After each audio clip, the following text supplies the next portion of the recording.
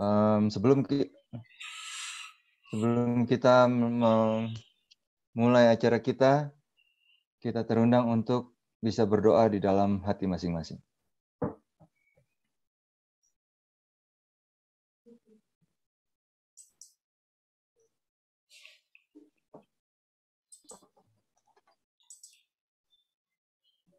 Baik, sebagai lagu buka akan diperdengarkan oleh Saudara Lloyd.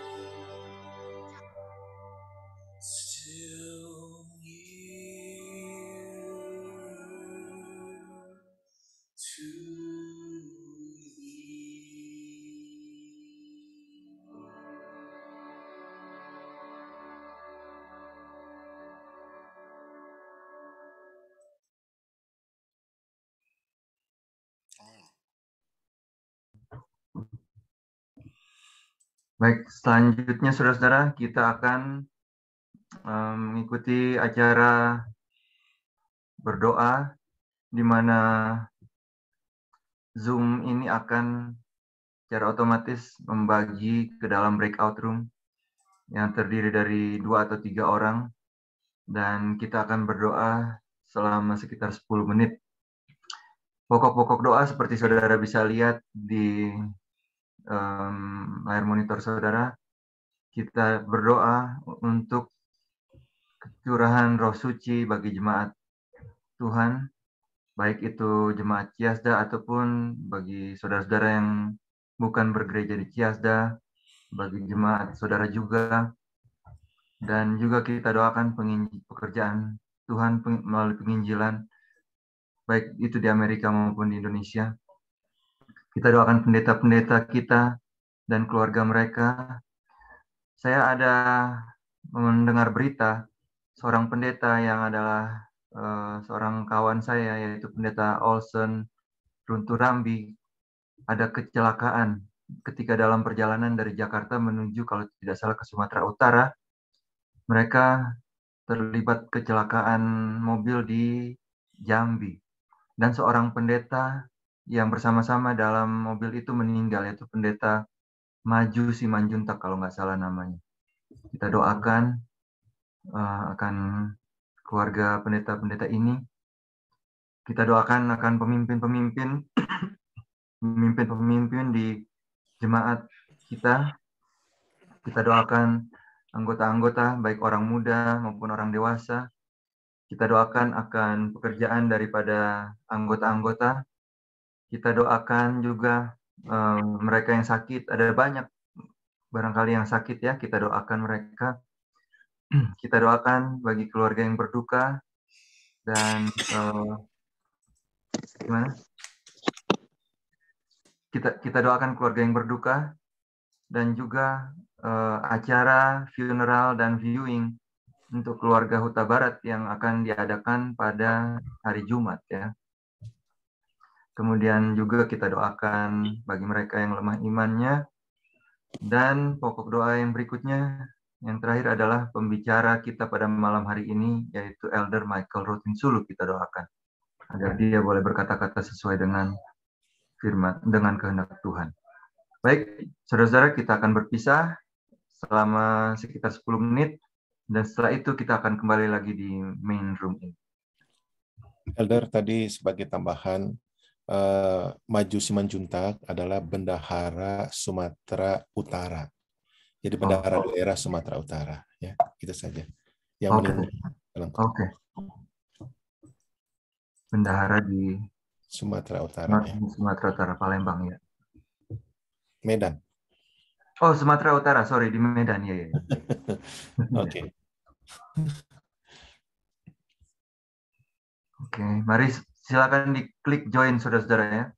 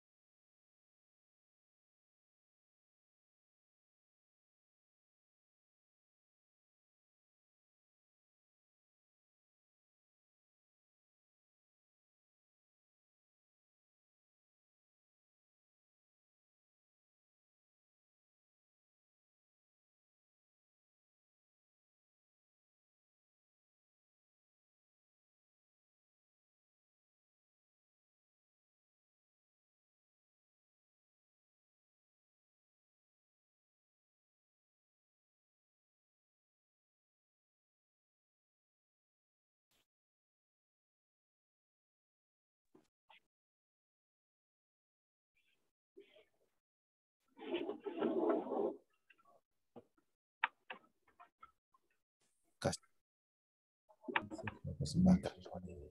Amin.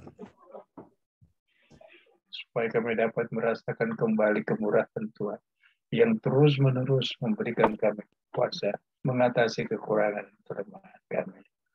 Bapa dalam surga, kami hanya berharap dan bergantung kepada Tuhan. Tuhan yang memberikan kepada kami kekuatan. Dengan demikian, hari-hari hidup kami yang sisa ini akan selalu menjadi teladan bagi saudara-saudara kami yang lain. Kami berdoa untuk Bapak dan Ibu Huta Barat dari usia tua.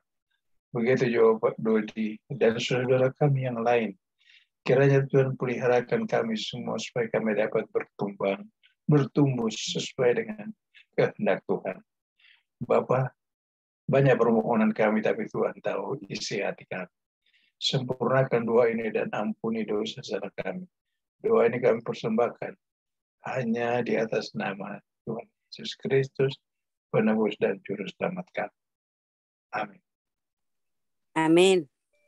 Amin. Amin. Apakah kira-kira semua telah bergabung kembali di main room ini? Sudah. Oke. Selanjutnya kami persilakan Saudara Lloyd untuk memperdengarkan lagu tema.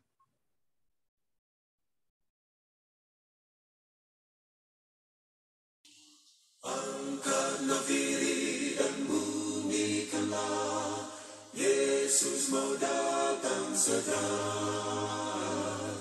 Nyanyi musafir dan bunyikanlah, Yesus mau datang segera. Datang segera, datang segera, Yesus mau datang segera.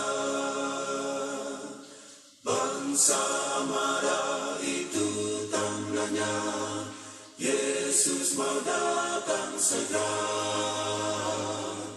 Pengetahuan bertambah-tambah, Yesus mau datang segera. Datang segera, datang segera, Yesus mau datang segera. Gunung dan lembah hai siarkanlah, Yesus mau datang segera. Domba kesembelikan datang segera, Yesus mau datang segera. Datang segera, datang segera, Yesus mau datang segera. Datang segera, datang segera, Yesus mau datang segera.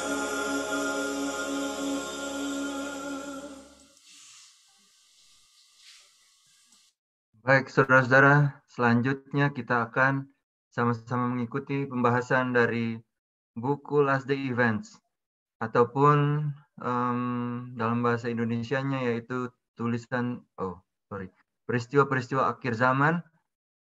Pada malam hari ini, kita telah tiba kepada chapter yang berjudul The Loud Cry, ataupun seruan yang nyaring. Pembahasan kita pada malam hari ini akan dibawakan oleh Elder Michael Rotinsulu. Dan nanti setelah Elder Michael Rotinsulu selesai membawakan chapter Loud Cry ini, bagi saudara-saudara yang ingin bertanya ataupun berdiskusi, kita akan bergabung kembali ke dalam ruang tanya jawab. Kami persilakan Elder Michael Rotinsulu untuk membawakan The Loud Cry. Baiklah, saudara sekalian, selamat malam. Pada saudara-saudara sekalian yang sudah dengan setia mengikuti acara Zoom yang dibuat oleh Gereja Ciasdak ini. Dan setiap hari Rabu kita akan membahas sedikit mengenai Last Day Event atau peristiwa-peristiwa akhir zaman. Apa yang terjadi sebelum Tuhan Yesus datang yang kedua. Dan pada malam hari ini kita akan membahas mengenai suara nyaring. Saya mungkin bisa share screen.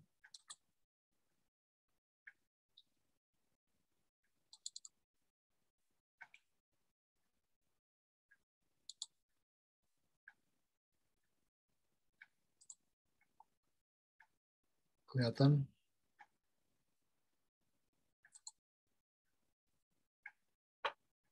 Baiklah saudara sekalian, kalau kita berbicara mengenai suara nyaring, bagi saudara-saudara umat-umat Advent akan tahu di mana kata ini terdapat.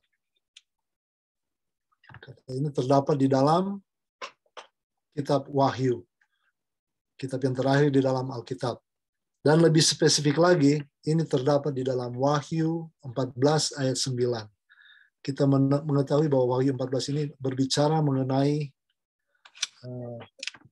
pekabaran 3 malaikat. Dan kata suara nyaring ini muncul pada waktu malaikat yang ketiga. Ya, kita baca di dalam Wahyu 14 ayat 9 yang berkata, dan seorang malaikat lain, malaikat ketiga menyusul mereka dan berkata dengan suara nyaring, jikalau seorang menyembah binatang dan patungnya itu dan menerima tanda pada dahinya atau pada tangannya, maka ia akan minum dari anggur murka Allah yang disediakan tanpa campuran dalam cawan murkanya, dan ia akan disiksa dengan api dan belerang di depan mata malaikat-malaikat kudus dan di depan mata anak domba. Jadi ini peringatan terakhir ya kepada umat-umat Tuhan mengenai akan ada campur, dikatakan di sini murka Allah bagi orang-orang yang tidak setia kepada Tuhan. Jadi kita pada saat ini akan berbicara mengenai pekabaran malaikat yang ketiga dari satu paket pekabaran 3 malaikat yang judulnya suara nyaring.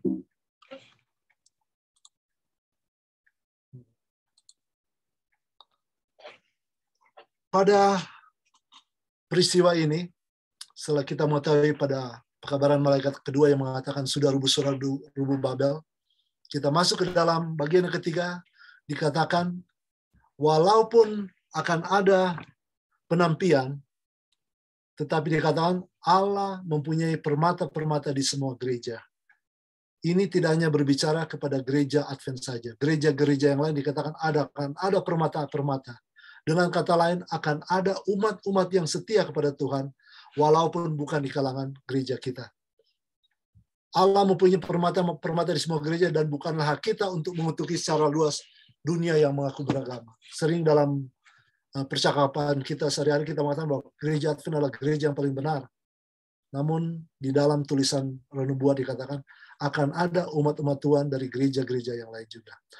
Sekalipun kegelapan rohani dan keterasingan dari Allah yang terdapat dalam gereja-gereja yang tergabung dengan Babel, ya, tubuh besar berupa pengikut-pengikut Kristus yang sejati itu masih harus ditemukan dalam persekutuan mereka. Ini kan jelas dikatakan, ya. Akan ada umat-umat Tuhan dari gereja-gereja yang lain. Dan dikatakan yang berikutnya, keruntuhan Babel belum lengkap. Kenapa? Babel yang telah memabukkan segala bangsa dengan anggur hawa nafsu cabulnya, bagaimana yang terjadi? Dengan memaksa manusia menerima sabat yang palsu. Kita tahu pada waktu peristiwa dikatakan Babel sudah rubuh itu, mereka akan memaksakan menerima akan sabat yang palsu.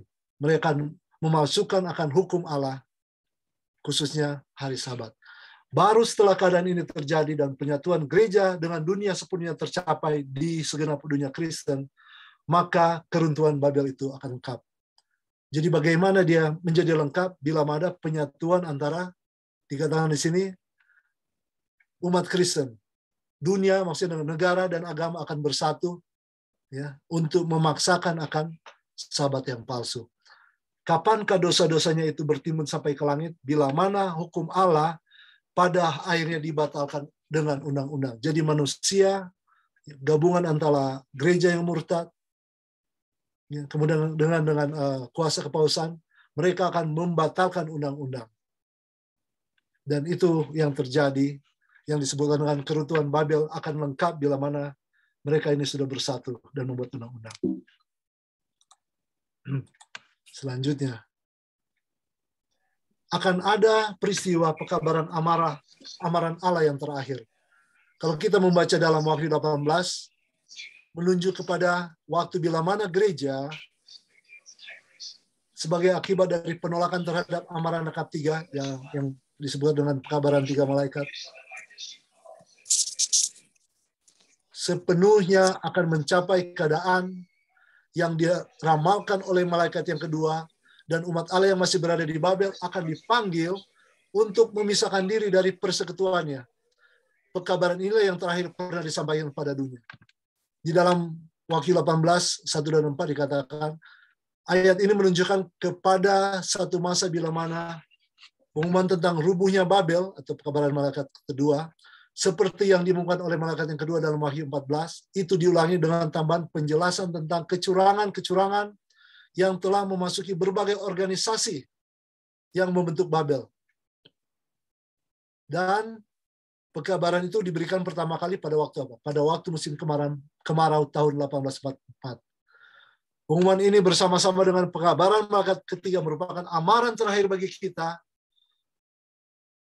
untuk disampaikan kepada penduduk bumi. Pada saat ini dikatakan dosa-dosa Babel akan tersingkap akibat yang mengerikan dari pemaksaan peribadatan gereja oleh kekuasaan sipil. Terbukanya jalan bagi spiritisme, jadi gabungan dari kepausan, Protestan murtad, dan juga kuasa spiritisme. 3 kekuasaan ini akan bergabung ya untuk mereka dengan secara gamblang. Mereka akan buka kedoknya dengan secara tidak tersembunyi lagi. Dengan amaran-amaran yang serius ini, orang banyak akan tergerak. Ribuan-ribuan orang dikatakan akan mendengarkan yang belum pernah mendengarkan perkataan ini. Dan pada saat itu juga terjadi akan ada jantung pekabaran Allah yang terakhir.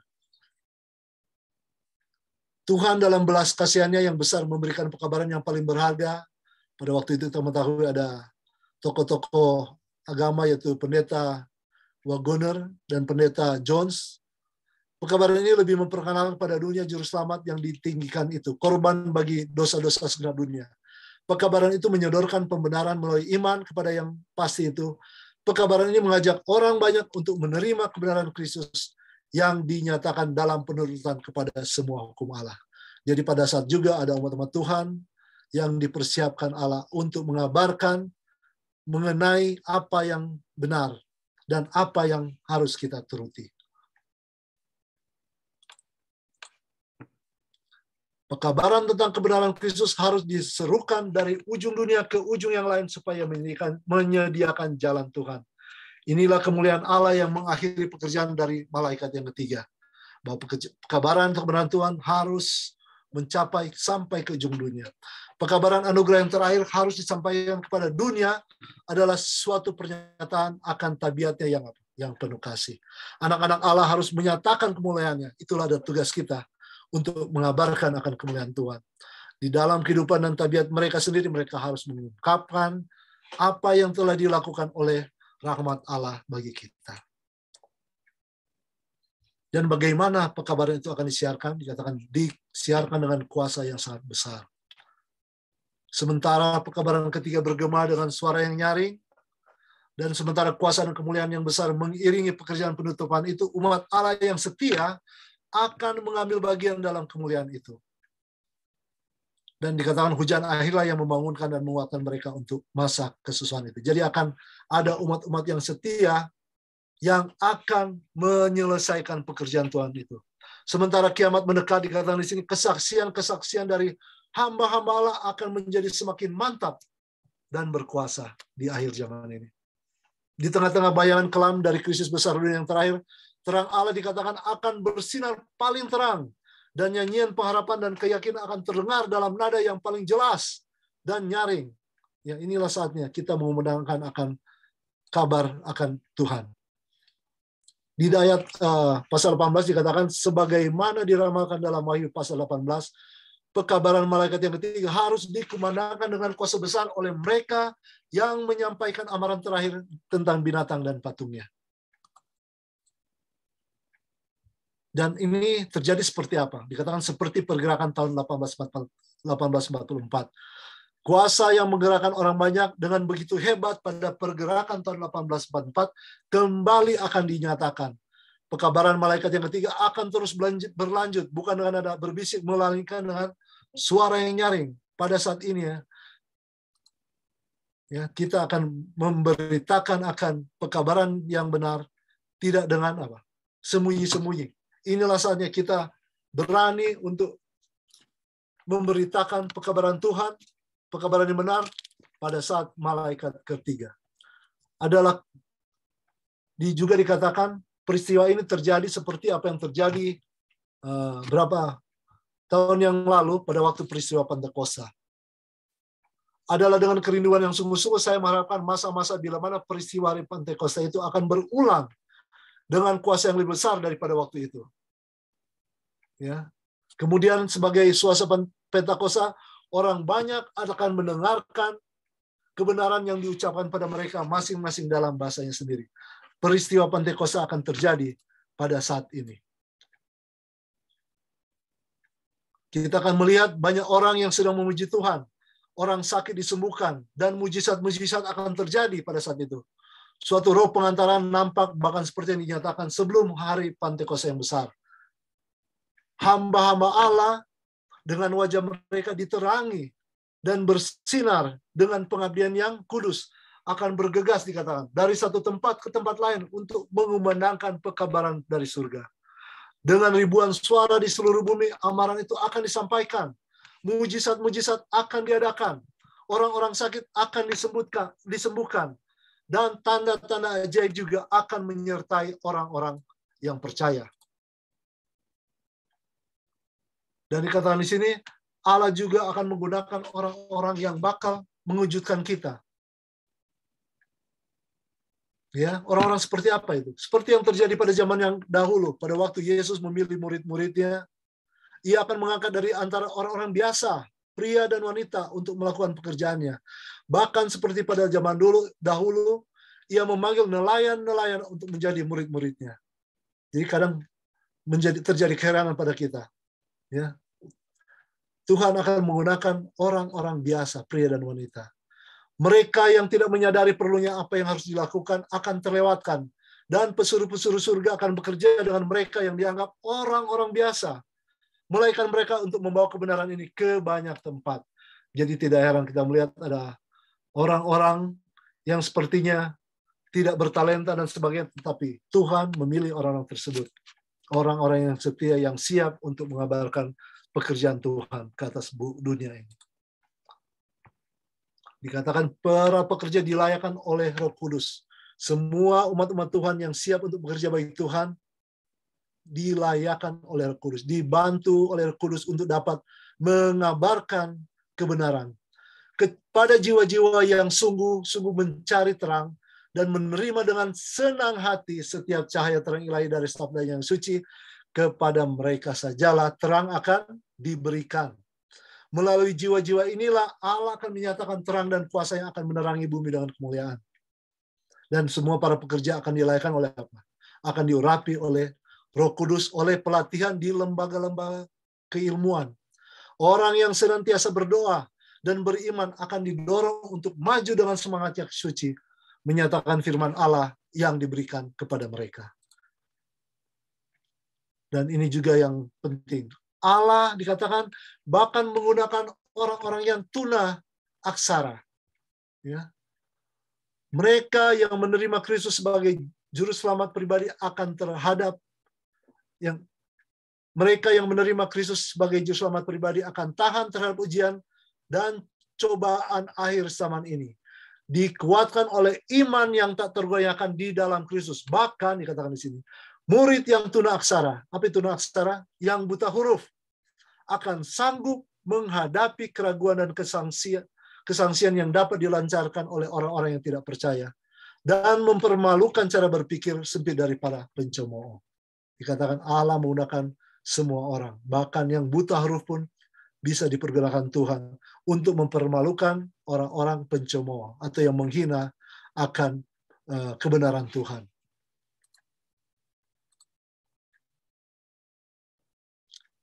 Mengapa orang tuna aksara tersebut memiliki kuasa ini, sedangkan orang yang terpelajar tidak? Nah, ini ada pertanyaan seperti itu. Orang yang tuna aksara melalui iman mereka. Mereka mempunyai iman akan Kristus, telah memasuki suasana kebenaran yang murni dan jelas. Sedangkan orang-orang yang terpelajar telah menyimpang dari kebenaran. Orang yang malang adalah saksi Kristus. Dia tidak dapat menarik perhatian dari segi sejarah ataupun yang disebut oleh pengetahuan yang tinggi.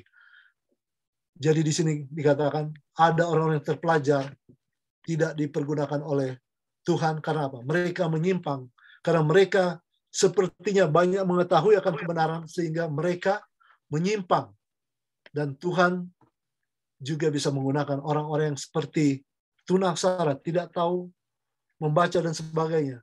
Tuhan dapat mempergunakan siapa saja asalkan dia mempunyai iman dan siap bekerja bagi Tuhan. Kamu tahu, kasih tahu ada Batak apa aja? Kasih tahu lah. Tahu. Yes, we are Batak Toba. By the way, how is Miranda's dad?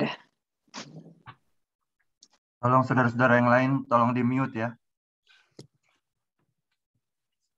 Dan dikatakan di sini, bukan hanya tunaksara, Tuhan juga menggunakan anak-anak untuk mengabarkan pekabaran. Jadi Tuhan mempunyai banyak cara untuk menyelesaikan pekerjaan Tuhan di dunia ini. Banyak orang, bahkan di antara yang tidak terdidik, sekarang ini menyiarkan firman Tuhan. Anak-anak terdorong oleh Roh untuk pergi dan menyatakan pekabaran dari surga. Roh dicurahkan ke atas semua yang akan berserah kepada dorongannya.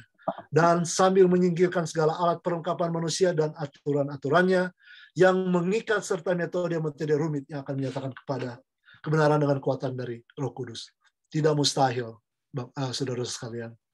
Tuhan menggunakan orang-orang asal dia mempunyai iman dan siap bekerja bagi Tuhan.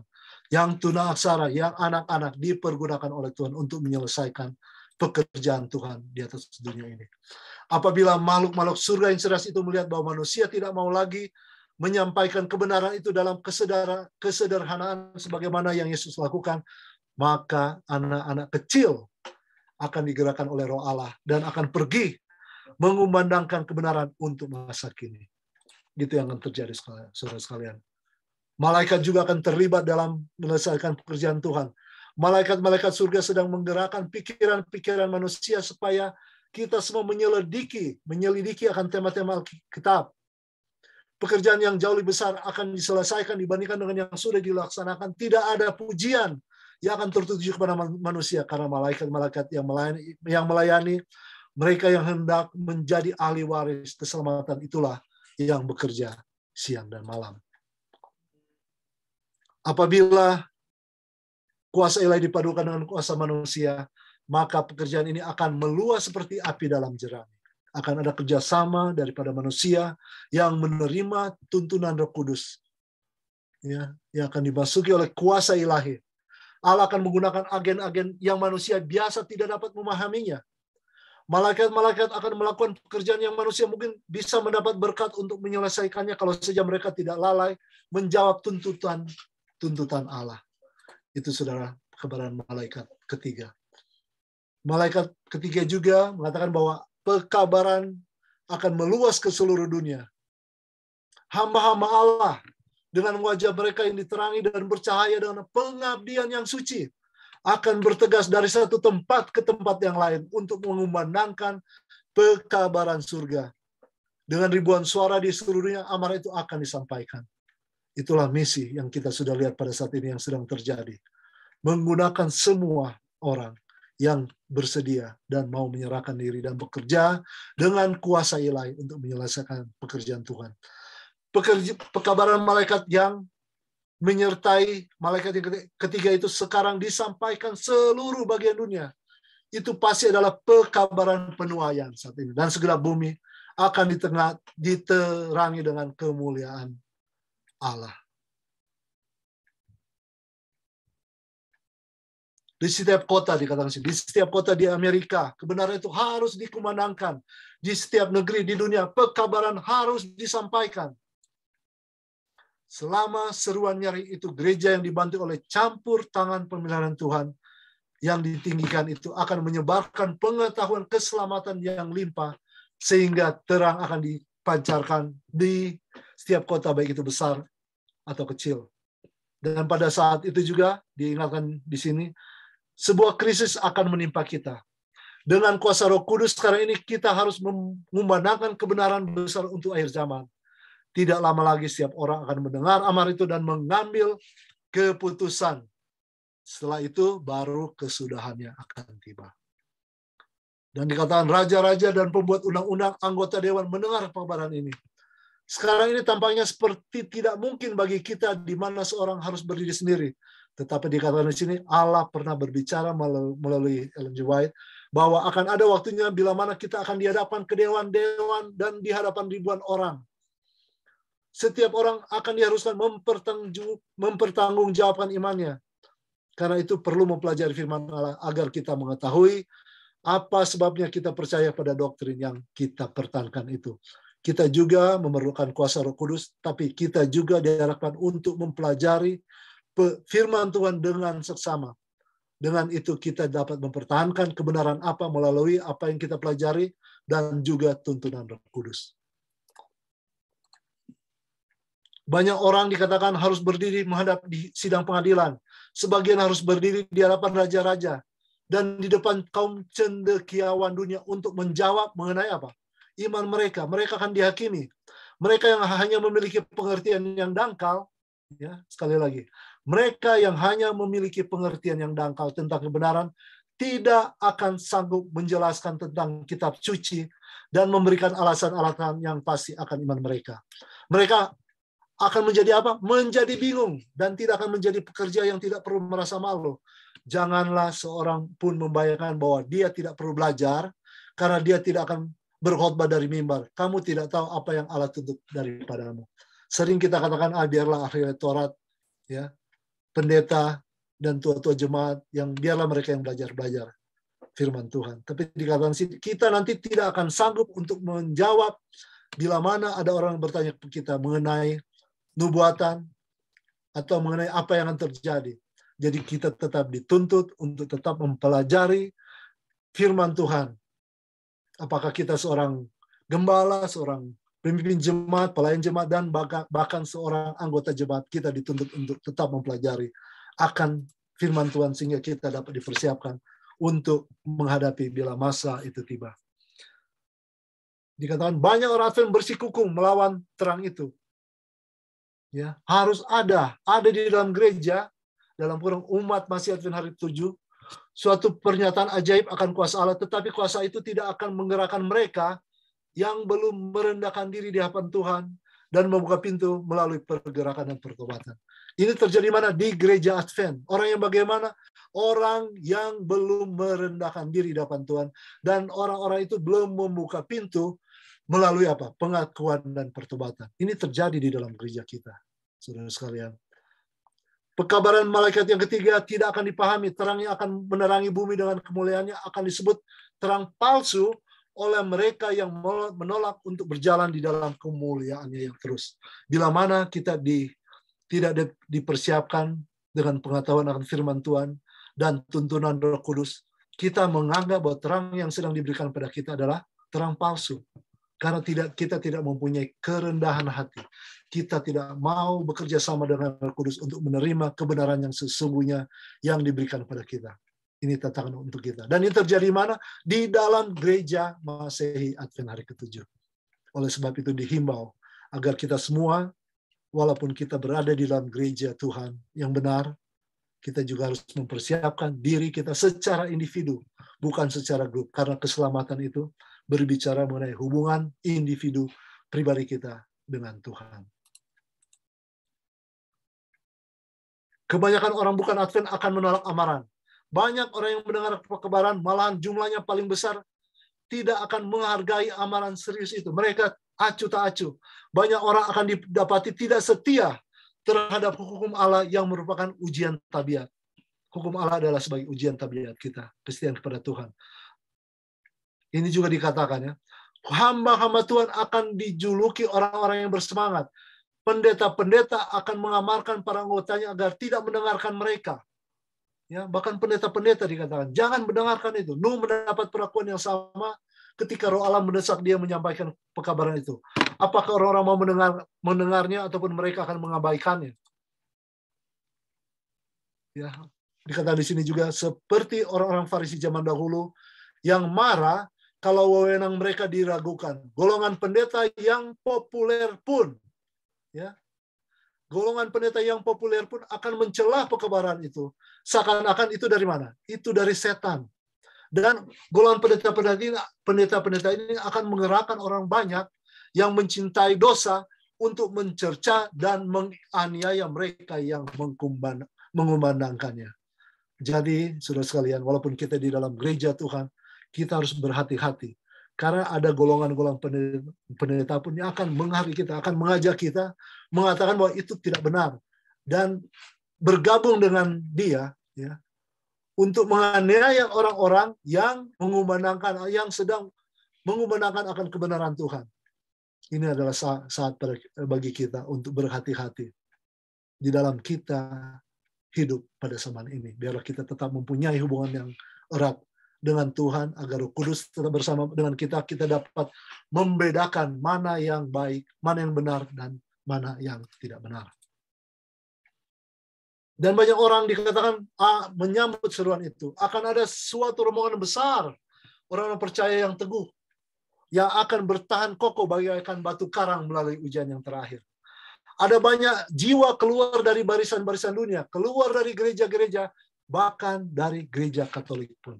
Yang semangatnya akan jauh melebihi mereka yang sudah berada dalam barisan dan berbondong-bondong mengumandangkan kebenaran sejak waktu itu. Jadi di sini keheranan akan terjadi. Kita yang merasa kita adalah umat Advent, kita sudah siap, ya. Dikatakan sih banyak dari golongan gereja yang lain yang akan keluar. Bahkan mereka kan jauh pengetahuannya melebihi dari kita yang kita merasa bahwa kita sudah benar. Ini dikatakan oleh Roh Nubuat, saudara sekalian. Banyak orang akan menerima iman dan bergabung dengan bala tentang Tuhan. Banyak orang yang telah keluar dari kawanan itu akan kembali mengikuti gembala yang agung.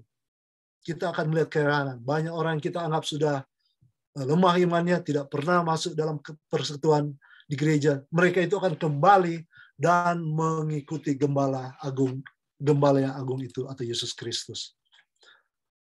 Dikatakan banyak juga akan bertobat dalam sehari. Akan ada ribuan orang ditobatkan kepada kebenaran dalam satu hari yang pada jam ke-11 menyadari dan mengakui kebenaran dan Roh Kudus. Banyak akan bertobat. Waktunya segera datang, bila mana akan ada banyak orang bertobat dalam sehari, sama seperti apa yang terjadi pada hari Pantekosta setelah murid-murid itu menerimakan Roh Kudus. Peristiwa itu akan terjadi pada saat ini, saudara sekalian. Orang yang hatinya jujur tidak lama akan bertangguh. Sejumlah besar orang tidak menyadarinya sekarang untuk menentukan pendirian mereka, tetapi perkara-perkara ini mempengaruhi hidup mereka. Dan apabila pekabaran itu disuruhkan dengan suara yang nyaring, mereka akan bersedia untuk itu. Mereka tidak lama-lama bertangguh. Mereka akan keluar dan menentukan pendirian itu. Setiap jiwa yang benar-benar jujur akan datang kepada terang kebenaran. Dan hal yang terakhir, banyak influence atau pengaruh menobatkan seseorang melalui bahan-bahan cetakan. Lebih dari 1.000 orang akan segera ditobatkan dalam sehari. Kebanyakan dari mereka yang menelusuri keyakinannya. Yang pertama, dari membaca terbitan-terbitan kita. Dalam skala besar, melalui percetakan-percetakan kita akan terselesaikan pekerjaan malaikat yang lain itu, yang turun dari surga dengan kuasa besar dan menerangi bumi dengan kemuliaannya. Oleh sebab itu pada saat ini kita melihat banyak sekali ya evangelis atau traktat-traktat yang kita bagikan, dan banyak sekali akan bertobat hanya dengan membaca akan traktat-traktat tersebut. Oleh sebab itu kita yang hidup pada saat ini, Tuhan memberikan tanggung jawab kepada kita. Bila mana kita mau menerima akan kebenaran yang Tuhan berikan. Bila mana kita menerima akan bisikan Roh Kudus untuk menyelesaikan pekerjaan yang kudus, membagikan pekabaran ke seluruh dunia melalui suara nyaring yang dikumandangkan oleh malaikat pada ketiga. Kita dihimbau pada malam hari ini. untuk kita tetap mempunyai jiwa penginjilan, untuk kita mempelajari akan firman Tuhan, agar bila mana waktunya tiba kita dapat mengetahui mana yang benar dan mana yang salah. Kita juga dapat melakukan hal-hal ministry. Saya lihat di tahun 22 ini, banyak rencana kita yang kita sudah programkan, biarlah kita itu mau tetap berkonsentrasi kepada ministry. Walaupun ada kegiatan-kegiatan yang lain, tapi kita sebagai umat yang merasa bahwa kita itu sedang menunggu kedatangan yang kedua kali. Kita mengetahui melalui peristiwa-peristiwa yang akan terjadi sebelum Yesus datang. Kita sudah mengetahui step-step apa yang akan terjadi pada saat ini. Biarlah kita tetap berseru, nyaring akan kebenaran Tuhan di mana saja kita berada. Kita tidak usah harus takut, kita tidak usah malu-malu untuk menyebarkan pekerjaan yang Tuhan bebankan pada kita. Dan biarlah kita bersama-sama, entah itu di dalam keluarga, entah itu di dalam jemaat, entah itu dalam pekerjaan, biar kita mau bersama-sama menyelesaikan pekerjaan Tuhan sampai Tuhan datang. Itulah kira-kira pelajaran malam hari ini, kiranya Tuhan memberkati kita semua. Amin.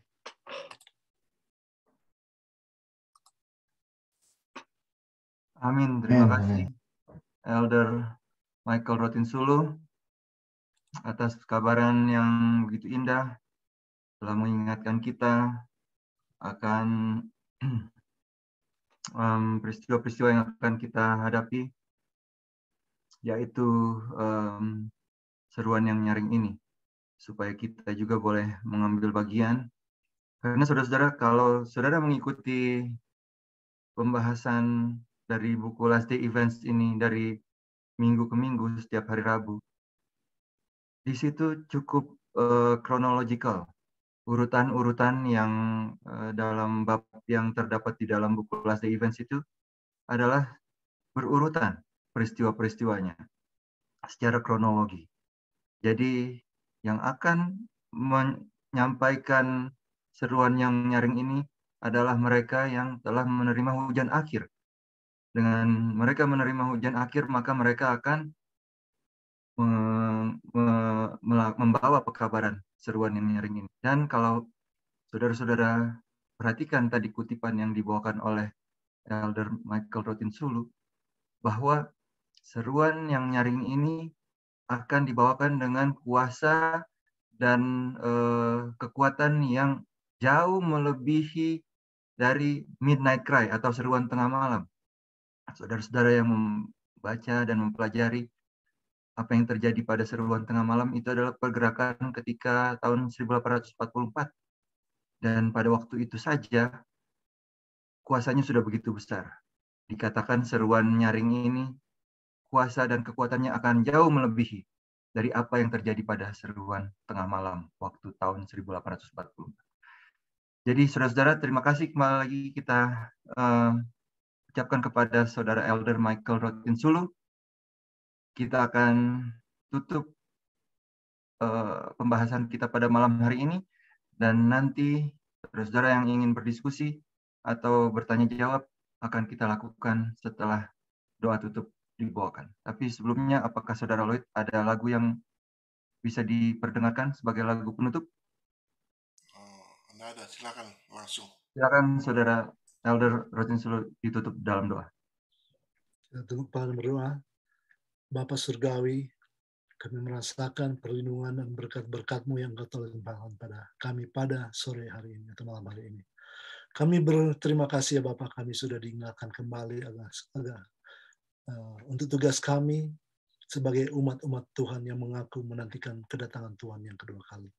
Biarlah kami Engkau kirimkan Roh Kudus, memberikan kuasa kepada kami, memberikan pengetahuan, agar kami siap untuk menyebarkan firman Tuhan di mana saja kami berada. Biarlah Engkau tetap menuntun kami ya Bapa, memberikan kekuatan kepada kami, agar kami tetap setia sampai Engkau datang. Bila mana kami akan berpisah dari tempat ini, Engkau memberikan kepada kami malaikat dari surga, agar kami dapat beristirahat, kami dapat bangun pada besok hari dengan tubuh yang kuat. Kami mau serahkan akan acara selanjutnya hanya dalam tangan-Mu saja, dan biarlah kehendak-Mu yang jadi atas kami. Kami minta doain dalam nama Yesus Juru Selamat dan Penebus kami. Amin. Amin. Baik, saudara-saudara, seperti yang telah saya sebutkan tadi, bila mana ada dari saudara-saudara di sini yang mempunyai pertanyaan ataupun yang ingin berdiskusi sehubungan dengan materi yang baru saja kita dengarkan, silakan saudara bawakan pertanyaan ataupun poin diskusi saudara, dan mungkin nanti Pendeta Praban Lim yang akan menghandle pertanyaan-pertanyaan dan diskusi.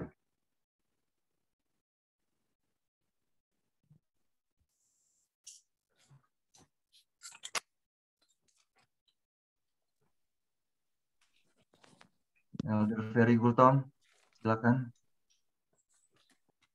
Iya, kalau kita mempelajari mengenai Loud Cry ini, ya, seruan nyaring, ya benar ya, seruan nyaring, itu kan nanti ada hubungannya dengan tanda binatang, ya kan? Nah sekarang kita mau lihat ya, apakah kita masih menyuruhkan suara yang nyaring ya, kalau kita melihat kalau ada dari keluarga kita ya yang mereka sudah sempat menerima tanda binatang, artinya mereka bisa melakukan jual beli ya. Mereka masih bisa melakukan jual beli. Artinya kalau mereka bisa mempunyai tanda binatang, mereka bisa melakukan jual beli. Kalau dari antara keluarga kita, mungkin anak-anak kita atau istri kita ya, atau orang tua kita, pada saat itu ya mereka bisa melakukan jual beli karena mungkin kepepet ya, atau karena mungkin terpaksa. Apakah suara nyaring yang kita bawakan pada saat itu masih berlaku untuk mereka sampai ke 7 bala itu berlaku ya? Kalau udah ada bisul berarti kan sudah pintu kasihan ya. Tetapi selagi masih belum 7 bala itu berlaku, apakah kita masih bisa menyampaikan suara nyaring itu, kabaran malaikat itu kepada mereka? Kalau meskipun kita sudah lihat bahwa mereka sudah bisa melakukan jual dan beli. Artinya pada langkah pertama mungkin ya mereka terpaksa atau kepepet. Apakah masih juga bisa berlaku? Kita juga bisa menarik mereka kembali. Ya, itu pertanyaan pertama. Pertanyaan kedua, kalau kita belajar Wahyu 14 dan Wahyu 18, ya, kita melihat bahwa Babel rubuh, lalu umat-umat Tuhan disuruh keluar. Apakah umat-umat Tuhan sekarang ini berada di dalam Babel, makanya disuruh keluar? Ya, untuk sementara 2 pertanyaan dulu. Terima kasih.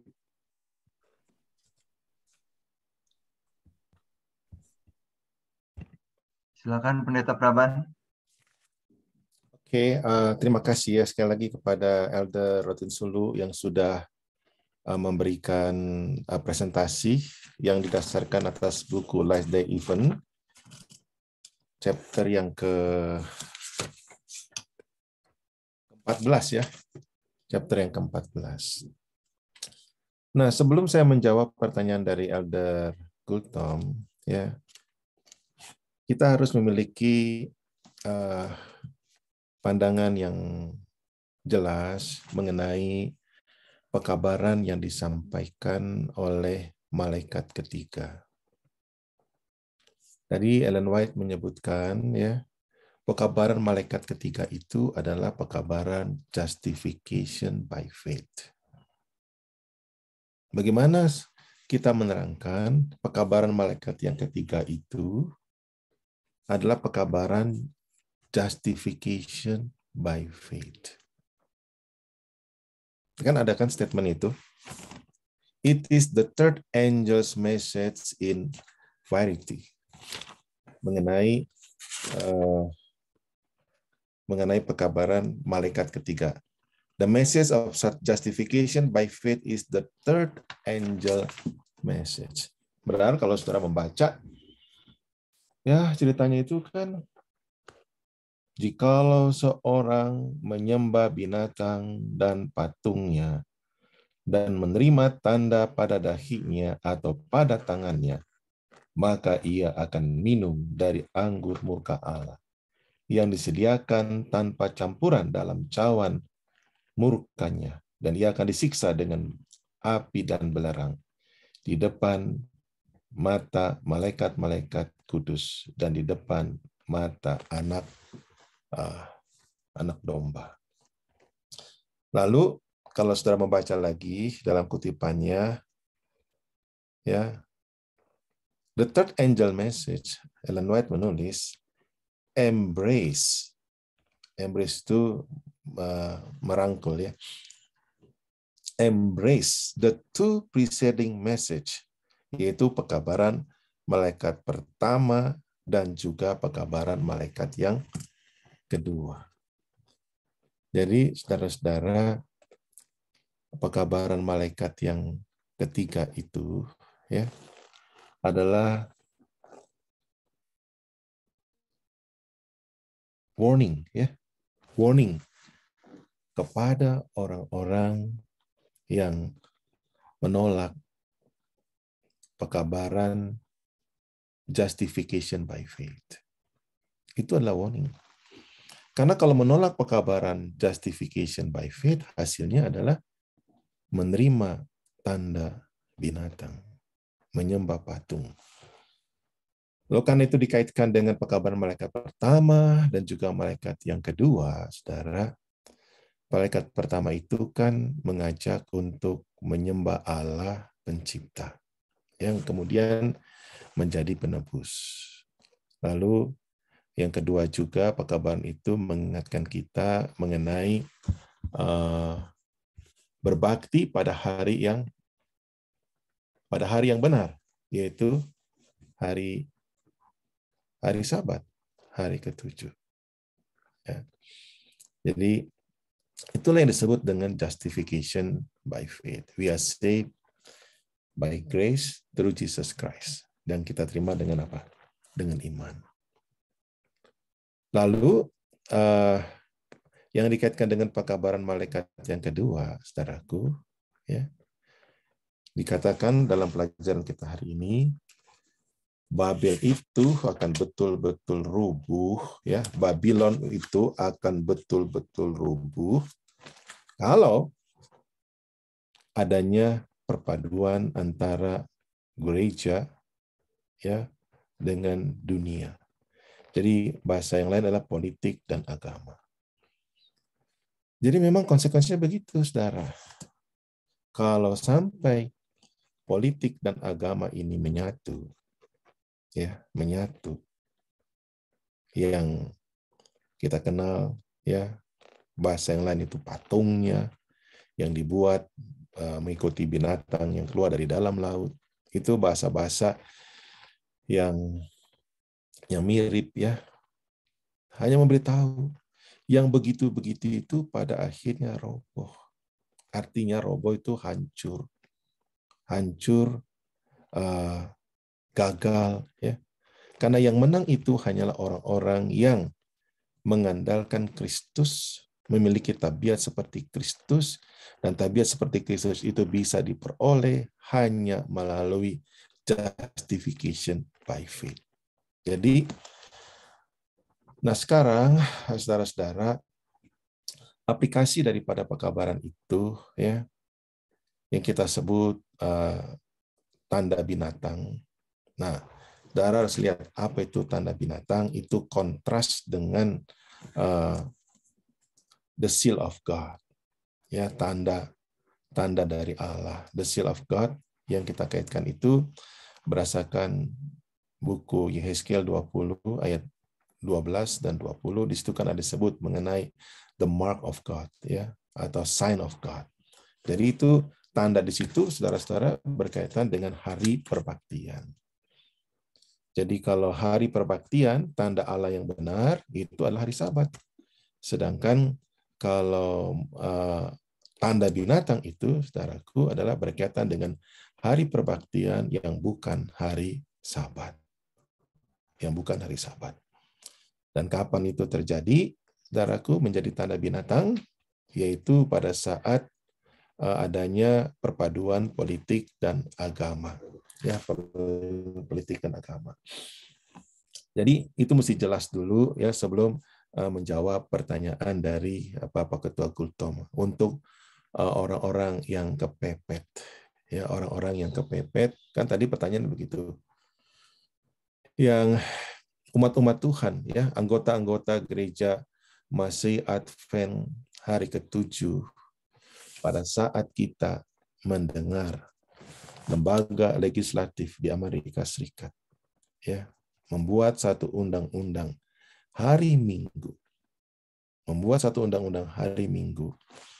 Dan itu artinya saudaraku sudah menjadi tanda binatang. Sudah menjadi tanda binatang. Dan kalau sudah menjadi tanda binatang itu apa artinya? Menolak hukum Tuhan. Dan bahasa Indonesia membuat hukum Tuhan itu menjadi apa? Menjadi zero. Dan kalau saya membaca kutipan, ya ada katakan orang-orang Advent yang apa? Yang tadi kan saya baca sendiri, orang-orang Advent yang ya mana tadi itu? Banyak orang-orang Advent yang menolak pengertian seperti itu. Ya. Jadi kalau bahasa yang sederhana berkompromi lah. Jadi kalau orang-orang yang berkompromi, saudaraku, ya sampai dari sekarang juga kan ada yang berkompromi ya dengan itu, ya. Dan seruan itu adalah warning yang terakhir yang Tuhan memberikan termasuk kepada orang-orang Advent dan juga kepada orang-orang yang bukan Advent. Jadi kalau pada saat itu ya ada orang-orang Advent yang berkompromi, saudaraku, jangan lupa menerima itu artinya menjadi tanda binatang di pikiran dan juga di tangan. Di pikiran artinya hari perbaktian itu bukan hari Sabat. Hari Sabat hari ke-7 tapi hari yang lain. Itu dia punya kesimpulannya ya. Dan itu artinya kalau di tangan, artinya tangan itu tidak bekerja, ya kan? Karena kita istrinya untuk bekerja. Tapi kalau diterima tanda binatang di tangan, artinya dia tidak bekerja pada hari itu, pada hari yang kita kenal sebagai Sabat yang bukan pada hari Sabtu ataupun hari yang ke-7. Nah, pertanyaan yang kedua tadi ya. Saya catat nih pertanyaan yang kedua adalah yang berkaitan ya dengan Wahyu pasal yang ke-14 tadi ya Pak. Ya, Wahyu 14 tadi. Ini saya agak miss lagi tadi. Wahyu 14 maksudnya apa Pak? Saya cuma catat Wahyu 14. Wahyu 14 dan Wahyu 18 ya. Dan oh iya. Di situ kan dibilang kan Babel itu ya. Babel itu rubuh. Keluarlah umat-umatku dari saat istilahnya disuruh keluar. Memangnya disuruh keluar memang umat-umat Tuhan sedang berada di dalam Babel apa atau bagaimana? Iya. Nah, saudara-saudara, Wahyu pasal 14 yang khususnya pas pekabaran malaikat kedua itu kan ada bunyi sudah rubuh Babel, kota besar itu. Kemudian dikaitkan dengan Wahyu pasal yang ke-18 ya ayat 1. Nah, saudara-saudara, coba saya mau saudara membaca ya. Emang dalam kutipan Ellen White itu jelas bahwa Wahyu 18 ayat 1 ini adalah melihat seorang malaikat lain turun dari sorga. Pertanyaannya adalah, siapakah malaikat lain yang turun dari sorga? Kalau saudara lihat di Wahyu pasal 14, pekabaran malaikat pertama, malaikat kedua, malaikat ketiga. Nah, malaikat-malaikat di sini adalah juru kabar Tuhan. Kalau saudara kaitkan dengan buku Wahyu, pasal 2 dan pasal 3, di situ kan tuliskan kepada malaikat jemaat. Jadi yang dimaksudkan dengan malaikat pertama, kedua, dan ketiga itu adalah juru kabar Tuhan, ya, menyampaikan kabar malaikat pertama, kedua, dan juga yang ketiga. Nah, saudara, saya perlu garis bawahi, siapakah malaikat ini, saudaraku? Buku Wahyu 14 ayat 6 katakan, pada malaikat itu ada Injil yang kekal. Jadi pada malaikat itu. Jadi artinya kepada umat-umat Tuhan itu, ya, di dalam hidupnya ada Injil yang kekal. Gampang membacanya seperti itu. Jadi dengan kata lain, kita mesti punya pengertian Injil yang kekal itu apa. Yaitulah tadi yang disebut dengan righteousness by faith atau justification by faith, sanctification, dan bahasa teologinya itu adalah seperti itu. Nah, malaikat ataupun juru kabar Tuhan yang padanya ada Injil, konsepnya itu jelas. Makanya kan tadi disinggung, kita akan menghadap kepada raja-raja, kepada lembaga legislatif, punya konsep yang jelas. Apa itu Injil, apa itu trust by faith, apa itu justification by faith, bagaimana hubungannya dengan pekabaran malaikat pertama, kedua, dan juga ketiga, itu kita mesti jelas betul. Nah sekarang, siapa ini malaikat yang turun dari surga? Lihat aja pekabarannya, saudaraku. Pekabarannya kan sama dengan pekabaran malaikat yang kedua. Apa itu pekabarannya? Yaitu kalau saudara perhatikan ayat yang kedua, ia berseru dengan suara nyaring. Sedangkan di Wahyu pasal 14, ayat yang ke-8, saudaraku, tidak ada di situ seruan nyaring. Kan? Ayat 7 kan itu dengan suara nyaring, itu malaikat pertama. Kemudian kalau malaikat yang ketiga, saudaraku, mulai dengan ayat yang ke-9, disebutkan menyusul mereka dengan suara yang nyaring. Tapi kalau ayat yang ke-8, bicara malaikat yang kedua, saudaraku, di sana bilang, mereka berkata, saudaraku, nyaringnya itu adalah di 18. Nyaringnya, the loud cry-nya. Nah, saudara, tadi saudara sebutkan orang yang menyampaikan pekabaran malaikat yang berkaitan dengan jatuhnya Babel itu, ya, adalah orang-orang yang sudah mendapatkan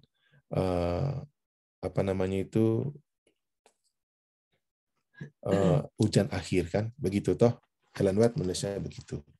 Nah, bagaimana saudara mau terangkan itu berdasarkan Wahyu pasal 18? Saudara, ini kuncinya. Kuncinya itu adalah kalau saudara melihat kata, kalau saudara lihat Wahyu pasal 14 itu kan mereka terbang, ya kan, artinya menyampaikan dengan begitu cepat. Nah, kalau saudara di sini adalah malaikat lain turun dari surga. Kalau malaikat Wahyu pasal 14 itu kan mereka terbang. Ini turun dari surga. Kemudian ia mempunyai kekuasaan besar, ya, dan bumi menjadi terang dengan apa? Kemuliaannya.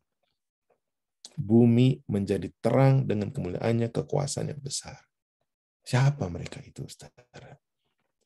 Saudara, dengan mengecek bahasa aslinya, ya, kata turun pertama kali itu disebutkan, saudaraku, pada waktu Yesus dibaptis, turunlah Roh Kudus seperti burung apa? Merpati. Jadi, saudaraku, Wahyu 18 ini adalah malaikat yang turun dari surga, itulah gambaran umat Tuhan yang sudah dipenuhi dengan Roh Kudus. Nah, kita belajar minggu lalu, umat Tuhan yang bagaimana yang sudah dipenuhi oleh Roh Kudus, yaitu hujan akhir itu adalah untuk memproduk yang kita sebut sebagai tabiat seperti Kristus. Hujan awal itu membuat kita bertobat, saudaraku. Hujan akhir membuat kita memiliki tabiat seperti Yesus Kristus. Nah, sekarang yang menyerukan itu adalah umat-umat Tuhan yang memiliki tabiat seperti Yesus Kristus. Hujan akhir. Karena untuk mendapatkan hujan akhir itu, saudara, kita belajar yang lalu, Yaitu dia mesti berdoa, dia mesti menyerahkan diri, dia mesti hilangkan semua hal-hal yang ya seperti murid-murid Yesus lah pada waktu mereka itu di mana di Yerusalem ya, berkumpul 10 hari meniada bersatu dan sebagainya. Itu memiliki tabiat seperti Kristus. Nah, sekarang siapakah orang yang disuruh keluar dari Babel itu? Nah, saudaraku, ya, kita belajar bahwa Babel itu adalah religious body, sistem religious body ataupun sistem keagamaan yang ada di seluruh dunia. Makanya saudara-saudara, Ellen White itu ya dalam tulisannya ini memberitahukan dari awal. Ada banyak permata-permata Tuhan di gereja-gereja lain, termasuk di gereja Katolik, termasuk di gereja Protestan, termasuk di gereja Pentakosta, termasuk di Islam, termasuk di Buddhis, di religious body. Tuhan punya permata-permata orang yang jujur, yang mau mendengarkan kebenaran firman Tuhan, saudaraku. Dan disebutkan tadi orang yang mau belajar firman Tuhan, terbuka hatinya, sehingga dari mereka ini keluar pada saat mendengarkan pekabaran righteousness by faith ataupun justification by faith. Jadi yang katakan begini, saudaraku, kita tidak bisa berbicara mengenai tanda binatang tanpa bicara mengenai Injil. Sering, saudaraku, orang jadi salah mengerti mengenai pekabaran kita itu, ya, sehingga akhirnya emangnya cuma kamu yang betul. Begitu kan akhirnya. Kenapa? Karena kita nggak seimbang dalam menyampaikan pekabaran tersebut. Inti daripada pekabaran malaikat ketiga adalah justification by faith atau Injil yang kekal, yang kalau dijabarkan itu malaikat pertama, malaikat kedua, dan malaikat yang ketiga. Jadi itu saja ya Pak Ketua Gultom. Ya, silakan. Satu lagi pertanyaan pendeta. Iya, go ahead. Kalau misalnya tadi disebutkan ya bahwa pada akhir zaman nantinya Tuhan akan menggunakan tuna aksara yang buta huruf, ya, orang-orang yang tidak mempunyai kelihatannya tidak mempunyai pengetahuan untuk digunakan Tuhan untuk membawa pekabaran malaikat ketiga melalui seruan nyaring tersebut. Yang jadi pertanyaan, kemana nih orang-orang pintar-pintar ini yang kita kenal di dalam gereja maupun di dalam organisasi? Di mana mereka? Dan di lain pihak, ya, dikatakan juga tadi bahwa kita akan dibawa ke dalam pengadilan-pengadilan dunia, ya, yang mana juga kita harus menguasai, dikatakan, pengetahuan-pengetahuan mengenai pelajaran-pelajaran yang kita sudah pelajarin, ya, supaya pada waktu ditanya nanti kita bisa menjawab. Bagaimana caranya orang yang buta huruf untuk mempelajari pelajaran-pelajaran tersebut? Terima kasih, Pendeta. Iya, kalau kita membaca buku Wahyu, ya, Wahyu pasal 1, ayat 1 dikatakan, inilah wahyu Yesus Kristus yang dikaruniakan Allah kepada umat-Nya supaya ditunjukkannya kepada hamba-hambanya yang harus segera terjadi, dan oleh malaikatnya yang diutus, ia telah menyatakannya kepada hambanya Yohanes. Lalu ayat 3, berbahagialah ia yang membacakan dan mereka yang mendengarkan kata-kata nubuat ini. Jadi yang membaca itu bisa, yang mendengar itu juga apa? Bisa. Ya, jadi kalau untuk mensinkronisasikan pernyataan Ellen White ya dengan buku Wahyu, jadi orang-orang yang illiterate ini, saudara-saudara, dia mendengar, dia mengerti, dia menyimpan, dia melakukan. Itu kan dalam buku Wahyu kan begitu. Sedangkan di buku Wahyu aja, ya, waktu mereka membaca, ya, waktu mereka mendengar, mereka itu apa?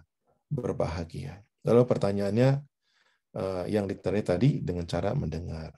Kemudian bagaimana yang lainnya, yaitu dengan cara apa? Membaca. Ya, dengan cara membaca.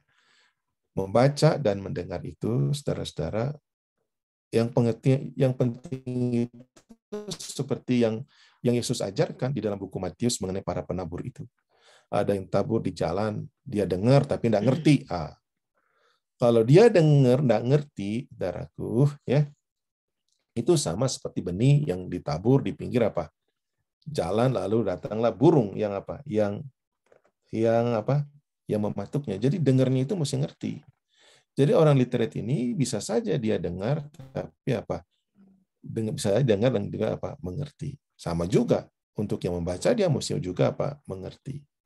Kemudian kan ada juga yang kedua, yaitu tabur di tanah yang berbatu-batu. Ya, tanah yang berbatu-batu itu dia tumbuh, tapi oleh karena kekhawatiran hidup, bebannya tumbuh berat, sehingga akhirnya dia tidak melakukan firman itu.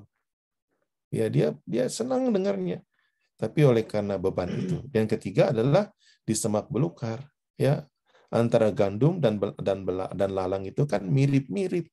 Ya, jadi kadang dia gandum, kadang dia lalang. Ya, itu artinya orang yang mendengarkan firman Tuhan, dia senang, tapi kehidupannya kadang-kadang dia umat Tuhan, kadang-kadang dia itu umat dunia. Jadi itulah keduniawian. Ya.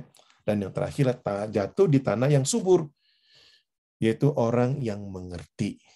Ya, dan melakukan, kalau saya bandingkan juga dengan Matius pasal 7 mengenai rumah di atas batu, itu adalah orang yang mengerti, mendengar, dan melakukan. Jadi, orang-orang ini, saudara-saudara, apakah dia literate atau bukan, pintar atau bukan, kalau dia mengerti dan melakukan, dan mereka ini memiliki tabiat seperti Kristus, ya, mengalami hujan akhir di dalam hidupnya, dan hujan akhir itu kita belajar lalu, setiap hari kita melihat hujan, ya, sehingga akhirnya tabiat Kristus itu terbentuk, dan itu masuk di akal, karena perubahan hidup itu, saudaraku, bukan overnight, tapi overtime. Jadi maksudnya, tabiat kita itu diubahkan bukan overnight, tapi overtime. Kecuali pencuri yang ada di sebelah kanan Yesus, saudaraku, dia itu mengalami justification. Ya, artinya dosanya sudah tak diingatnya lagi. Tapi buat kita yang hidup, mengalami yang kita sebut dengan sanctification. Itu yang saya bilang tadi, overtime. Ya, jadi sanctification itu artinya kita dikuduskan oleh firman. Dan akhirnya, saudaraku, kita di glorification. Apa artinya? Di glorification itu kita memiliki tabiat seperti Yesus. Itu ya. Ya, ada lagi nih Michael. Silakan Michael Jaya. Michael Wijaya. Silakan. Selamat malam. Penjelasannya panjang, Malam. saya jadi nggak lupa pertanyaannya. Ada beberapa pertanyaan sebenarnya. Tapi mungkin pertama ada banyak lah dari tadi kan sudah disebut ada permata-permata di gereja-gereja lain ataupun denominasi lain, bahkan non-Kristen pun. Padahal sedangkan banyak juga dari kita yang anti-anti untuk begituan. Bahkan kalau melihat seperti ada foto paus begitu, dituduhlah, Ted Wilson cium tangan paus misalnya. Padahal mungkin tidak seperti itu ceritanya. Tetapi sedangkan kalau di mata saya, paus pun itu sebagai personal dia bisa bertobat. Bisa jadi dia salah satu permata. Yang kita ini kan sistemnya tadi, Babelnya itu sebagai sistem, bukan personal. Jadi dalam hal ini paus pun masih terbuka bahwa dia itu salah satu permata. Ya, itu pertanyaan satu, maksudnya correct me if I'm wrong. Kemudian kedua,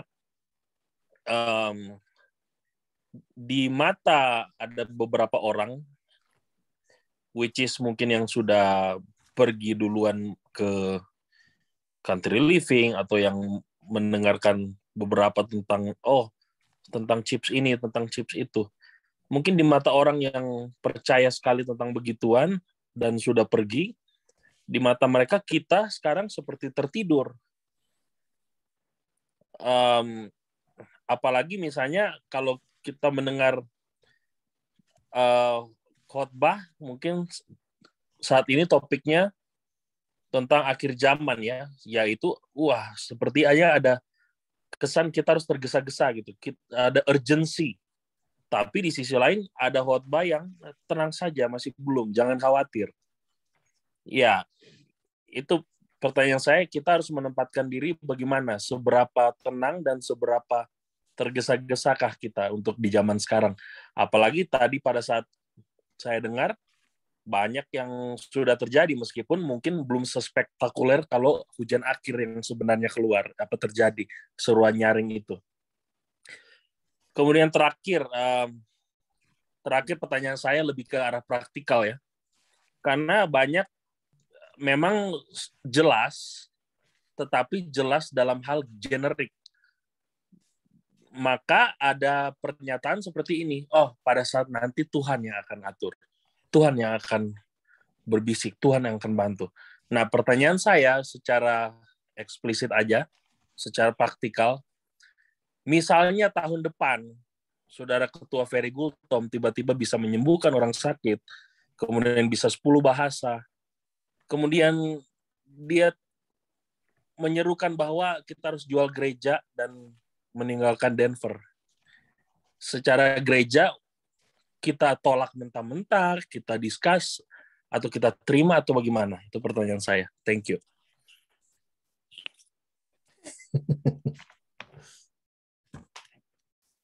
Ya, jadi mengenai pertanyaan pertama, apakah paus terbuka sebagai permata? Itu kan tadi pertanyaannya ya.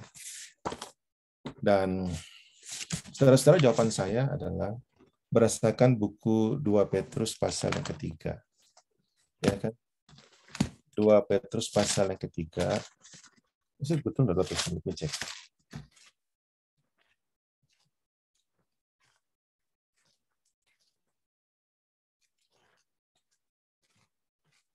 Ya, saya harus buka Alkitabnya. Saya akan baca.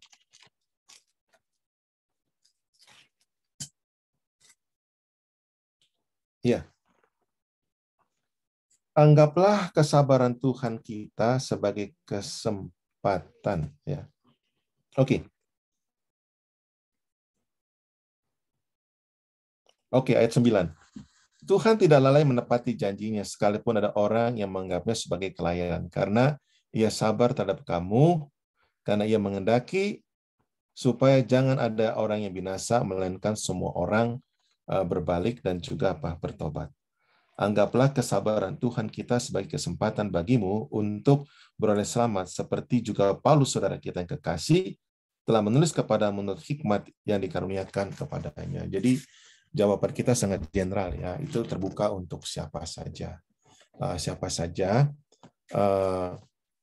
termasuk juga kepada Paus ya, bahwa Tuhan mau semua manusia itu selamat, semua. Dia sabar, kita percaya bahwa Roh Tuhan bekerja, ya, kita percaya firman Tuhan, saudaraku, ya, dan itu baru kita tahu nanti akhirnya mengenai apakah dia itu permata atau bukan, ya, itu akhirnya, ya. Kemudian dua, ya, mengenai saudara-saudara kita yang tinggal di country living, ya, mempersiapkan diri untuk zaman akhir, ya. Lalu melihat kita yang di city living, ya, atau urban living. Nah, saudara-saudara, pembahasan itu sudah pernah kita bahas, ya. Itu adalah pilihan untuk country living ataupun urban living. Sama seperti Abraham, saudaraku. Ya, pada waktu dia mau tinggalkan kota Kasdim atau Ur Kasdim, ya, dia mengikuti pimpinan Tuhan dalam hidupnya. Dan nasihat hamba Tuhan untuk itu adalah berdoa, berunding banyak dengan anggota keluarga, ya, kalau kita membuat keputusan untuk country living. Jangan keputusan bapaknya aja, ya. Jangan, tapi mesti keputusan suami istri. Sama seperti kita datang ke Amerika kan keputusan suami istri. Hanya memang Ellen White menyebutkan, ya sebenarnya Alkitab banyak, saudaraku, memberitahukan contoh-contoh di dalam Alkitab bahwa kalau kita tinggal di kota-kota, ya seperti Daniel, jadilah juru kabar Tuhan di depan Raja Nebukadnezar dan juga di depan Darius, kan begitu. Demikian juga kalau kita melihat Paulus, ya Paulus itu kan lahir di kota Tarsus. Kota Tarsus kan kota, saudaraku. Paulus itu adalah misionari kota. Ya, dia adalah misionari kota. Jadi kota yang dia kunjungi banyak sekali. Kalau saya membaca itu tulisan Rasul Paulus kepada jemaat di Korintus, jemaat di Roma, Tesalonika, Efesus, itu semua adalah jemaat-jemaat kota, saudaraku. Jadi Paulus itu tidak pergi ke country living, tapi dia justru perginya di kota. Dia orang kota. Dan dia dididik di kota Yerusalem, saudaraku. Dia menginjil di kota. Jadi ada orang yang seperti siapa? Seperti Paulus, begitu. Jadi sebabnya, saudaraku, dimanapun kita berada, apakah di desa atau di kota, ya, itu adalah pilihan yang kita harus minta tuntunan Tuhan. Jadi jelas, saudaraku. Kalau saudara mau bandingkan kutipan hamba Tuhan, itu kan semuanya karena kutipan hamba Tuhan. Dan yang menariknya, saudaraku, ya, saya punya pendidikan tersendiri. Itu The Country Living yang ditulis oleh hamba Tuhan di tahun 1960-an, ya, atau 1970-an, kemudian dicetak ulang lagi. Amerika pada waktu itu, jumlah penduduknya 50% lebih sedikit. Nah, di Indonesia, saudaraku, sekarang ini jumlah penduduknya 50% lebih sedikit yang tinggal di kota. Jadi, pekabaran itu muncul, saudaraku, pada saat mulai kelihatan tingkat penduduk orang di perkotaan itu sangat banyak, ya, walaupun baru lebih dari 50%. Tapi kalau saudara perhatikan, Ellen White punya kutipan mengenai urban living atau city living itu lebih banyak lagi kutipannya. Makanya kalau saya perhatikan, sejak 5 tahun belakangan ini, ya, atau sudah lebih dari 5 tahun, karena General Conference yang terakhir, fokusnya adalah kepada urban evangelism atau city evangelism. Tapi ada masalah. Gereja-gereja di seluruh dunia ini, saudaraku, lahirnya itu kebanyakan dari kampung. Ya, itu juga, ya, orang-orangnya juga, ya, kan banyak orang-orang Indonesia dari kampung pergi ke Unai, ke Unclub, ya, jadi lebih banyak besar di kampung daripada di mana, di kota. Jadi penginjilan di kota itu adalah penginjilan yang memang meminta kerjasama dan teknologi dan segala macam yang kita buat. Nah, saudara, online begini, saudaraku, inilah penginjilan modern. Online seperti begini. Dan tanpa disadari, saudaraku, ini banyak nih orang yang dengar. Ya, banyak orang. Sebelum-sebelumnya tidak ada yang seperti ini. Jadi, mengenai proporsional, apakah kita tenang dan apakah kita tergesa-gesa, saudaraku, sebenarnya sederhana aja. Teladan kita itu Yesus. Kita ikutin aja. Kalau kita ikutin Yesus, saudaraku, ya, contohnya pagi-pagi Yesus itu menyendiri, dia berdoa. Itu aja yang kita ikutin. Kemudian Yesus ambil waktunya dia untuk menginjil, ya menginjil. Itu aja kita ikutin. Nah, saudara-saudara, kalau kita sudah ikutin seperti itu, ya, hanya memang Ellen White ada bilang, pekerjaan yang tidak dilakukan pada masa tenang itu akan dilakukan pada masa yang susah. Jadi buat kita itu sebenarnya sama. Kita itu dibasuh setiap hari oleh Roh Kudus. Itulah hujan awal. Jadi kita harus mengalami hujan awal itu setiap saat. Siapa tahu itu menjadi hujan akhir buat kita semua. Jadi jadi pengertiannya itu, saudara, sebenarnya kita sudah tahu ini lama, ya. Coba perhatikan, saudara, dalam hidup kita ini yang sudah lama jadi pengikut Kristus, ya, Berapa banyak di antara kita yang betul-betul meneladani kehidupan Yesus Kristus. Baik dalam soal berdoa, dalam soal menginjil, dalam soal melakukan segala tindakan. Ya.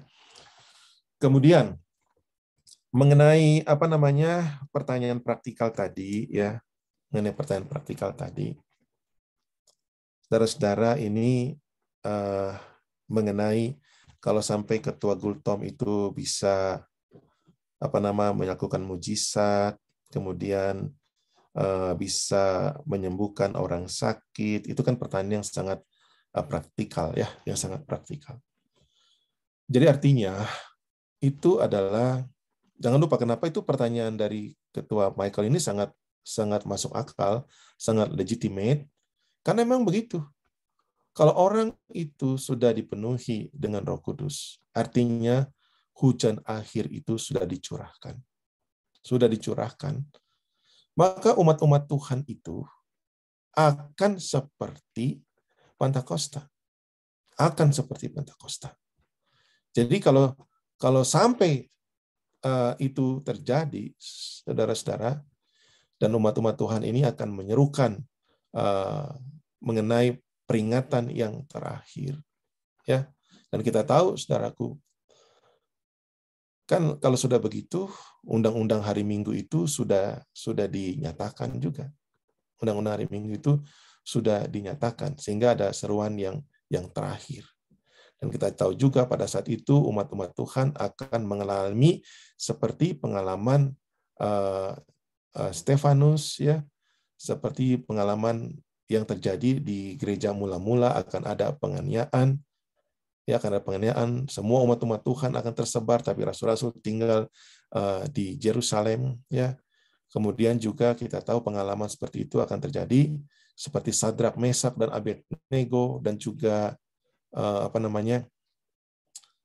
seperti Daniel ini masukin dalam gubang singa. Jadi situasi dan kondisinya itu bukan seperti aman-aman sekarang. Kalau kita aman-aman kan kita bisa duduk untuk memikirkan, ayo apa yang kita buat untuk apa, untuk gereja ini. Ya, saudara-saudara. Jadi suasananya itu sudah sangat berbeda, ya. Itu suasana yang sangat krisis yang bisa terjadi di depan kita, dan itu waktunya sangat cepat dan singkat, ya. Sehingga setelah itu pintu kasihan tertutup dan Yesus akan datang. Ya, sebelumnya dilalui dengan 7 malapetaka. Jadi gitu, ya. Konteks situasi dan kondisinya sangat berbeda, ya, sangat berbeda. Ada lagi nih pertanyaannya. Penginjilan di kota khusus Indonesia marketnya masih sangat luas, khususnya kepada kaum mayoritas terlebih dahulu melalui promosi health lifestyle. Jadi begini, setiap kota itu berbeda. Jadi maksudnya saya katakan begini. Kalau saudara pergi ke Thailand, itu kotanya itu, kan begini, kota itu ada culture di dalamnya. Dan culture itu kan beda-beda. Jadi kalau ke Thailand, itu beda. Kalau ke Malaysia, itu beda. Ya, contohnya, Kuala Lumpur. Ya, itu kan beda. Kemudian kalau ke Manado, itu juga beda. Kalau ke Kupang itu juga beda, kalau ke Jakarta itu beda, kalau ke Banda Aceh itu beda. Jadi memang kalau dibilang penginjilan ke kota, saudaraku, konsep yang ada di gereja kita adalah penginjilan yang dari Amerika. Jadi kita punya doktrin, kita punya doktrin, saudaraku, cara kita menyampaikannya itu adalah dikembangkan di konsep di negara Amerika Serikat. Jadi itu yang kita bawa ke Indonesia. Padahal kalau saudara lihat di YouTube yang cukup, ya, saya cukup terkesan juga, saudaraku, ada itu YouTube yang menyebutkan Kristen meluruskan Islam. Ada kan YouTube-nya seperti itu. Jadi dia ini latar belakangnya adalah orang Islam yang kemudian bertobat menjadi Kristen karena dia itu tahu bahasa Al-Quran dan juga tahu bahasa Ibrani, karena dia jadi Kristen dan belajar itu semua, jadi dia luruskan. Dan dia bisa pakai itu ilustrasi-ilustrasi yang ada di Al-Quran dan juga di Alkitab untuk menyampaikan pekabaran. Ya, pekabaran. Kalau kita kan enggak, saudaraku. Di mana-mana kalau kemudian KKR kan yang kita sebut pengharapan masa kini. Itu semua dari Amerika, saudaraku. Ya, semuanya begitu. Jadi terus sebabnya penginjilan kita di kota yang hanya menyasar kepada orang-orang Kristen. Ya, orang Manado, orang Tapanuli, orang Kupang, orang Ambon, lebih banyak orang-orang yang latar belakangnya Kristen. Tapi kalau penginjilan kepada orang-orang latar belakang Islam, terus terang aja, nggak apa-apa saudara mendengarkan ini, dan itu kan agak jarang kita dengar. Kalau sampai ada orang Islam masuk Advent aja, kita udah mulai curiga, saudaraku. Kan begitu.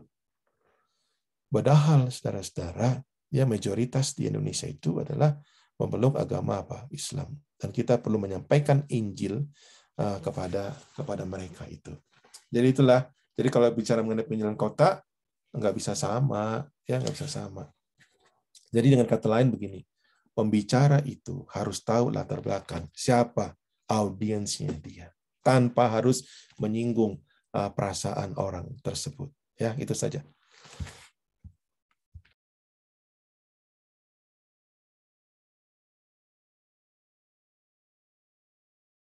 Ya, Pak Stanley Walian, silakan.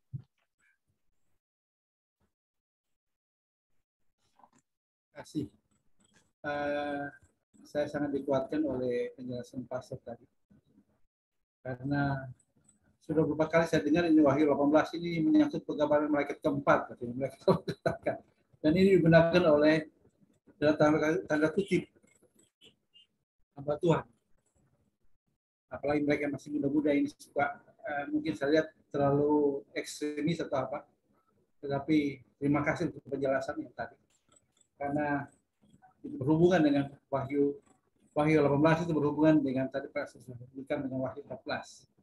Jadi mungkin perlu ada penjelasan, kalau itu masuk perlu juga ada penjelasan pastor dari pemimpin kita ataupun sebagai kerabat yang sudah lama dan lebih mengetahui ini agar supaya jangan jemaat disesatkan dengan pejabat yang baru kami dengar dari pimpinan. Terima kasih.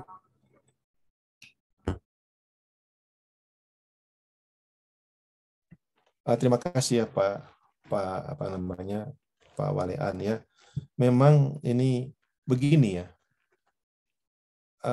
Sebenarnya kita ini semua, kita ada Alkitab, kita ada tulisan Roh Nubuat ya.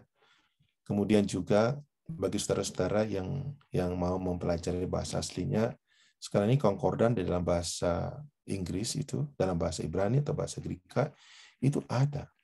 Jadi saudara tinggal ngecek aja. Yang penting jangan lihat komentarinya. Kalau komentarinya kebanyakan bukan penulis dari gereja kita. Tapi kalau sudah lihat bahasa aslinya, saudara lalu kita saudara bandingkan dengan metode interpretasi yang sangat sederhana, maka kita bisa sampai sama kesimpulannya dengan Ellen White punya tulisan.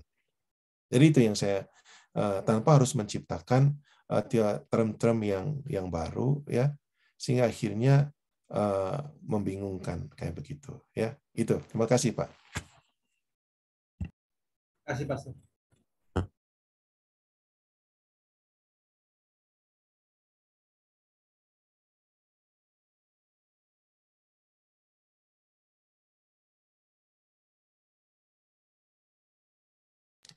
Kalau tidak ada lagi, mungkin sudah bisa ditutup ya, karena kurang 5 menit, Alvin. Silakan. Ya, baik, saudara-saudara, apakah memang sudah tidak ada lagi ini yang mau bertanya? Kalau sudah selesai, di sini sudah jam 9:05, kita bisa tutup saja acara ini, dan pengumuman adalah bahwa acara yang sama kita akan lanjutkan minggu depan, di mana pada minggu depan pembahasan kita berbicara mengenai pemeteraian atau the sealing. Oke, dan juga selain hari Rabu malam waktu Colorado, Senin malam waktu Colorado juga kita akan mengadakan Zoom meeting yaitu mengenai kesehatan, dan hari Jumat malam juga waktu Colorado Zoom meeting dari Jemaat Ciasda juga akan tetap berjalan yaitu topiknya adalah seputar mengenai masalah keluarga.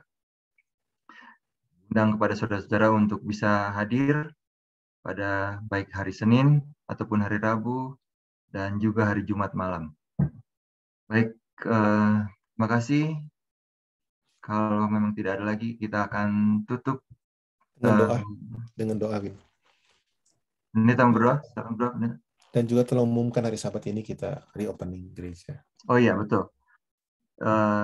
Setelah kita tutup gereja selama beberapa minggu yang lalu, maka Sabat ini kita akan kembali bergabung in person di gereja. Kita akan mulai jam 10. Kita akan melakukan protokol kesehatan. Saudara-saudara harap datang dengan mengenakan mask. Dan kita akan mengadakan social distancing juga. Dan juga tidak akan ada potluck pada hari Sabat ini. Kemudian pengumuman selanjutnya adalah hari Jumat akan ada acara funeral bagi keluarga Huta Barat yang akan dimulai pada jam 10 di Ciasda. Baik. Demikian saja pengumuman. Silakan pendeta boleh tutup dalam doa. Oke. Bapa di surga, Engkaulah sumber hikmat dan pengetahuan. Kami bersyukur oleh karena Engkau telah memberikan kepada kami Alkitab dan tulisan Roh Nubuat. Dan tolong kami Tuhan untuk mendidikinya dengan rajin dan mengerti dan menyampaikan dan menghidupkan. Biarlah hidup kami selalu dituntun oleh Tuhan setiap hari, baik pikiran kami, perkataan kami, dan perbuatan. Kami akui kami punya kekurangan, kelemahan. Namun kami berterima kasih oleh karena Yesus telah menjadi kerabat kami, menjadi imam besar kami. Sehingga kami yang berdosa ini boleh mendapatkan pengampunan. Bersama dengan kami malam ini dalam istirahat, dan juga bersama dengan saudara-saudara kami yang sedang bekerja di Indonesia. Dalam nama Yesus, amin.